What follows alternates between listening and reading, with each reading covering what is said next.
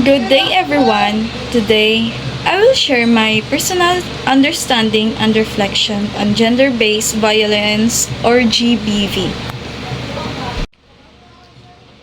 For me, GBV is any form of harm or abuse done to a person because of their gender.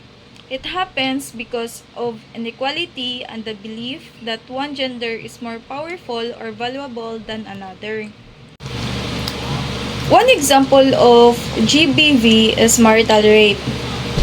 Some people think consent is automatic in marriage, but it is not.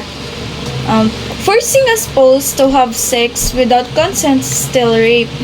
This violates a person's right to dignity, safety, and control over their own body. Victims often suffer from fear, trauma, depression, and emotional pain.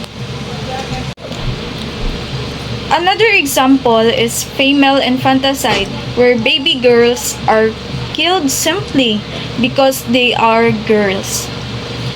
This is a clear violation of the right of life and shows extreme gender discrimination. It sends a message that girls are less valuable, which causes long-lasting emotional and social harm. The third example is child marriage, where young girls are forced to marry before they are ready. This violates their rights to education, health, freedom, and childhood.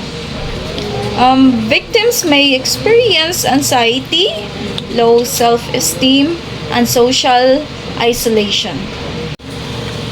Gender-based violence is a human rights issue because it takes away basic rights such as equality, safety, and dignity.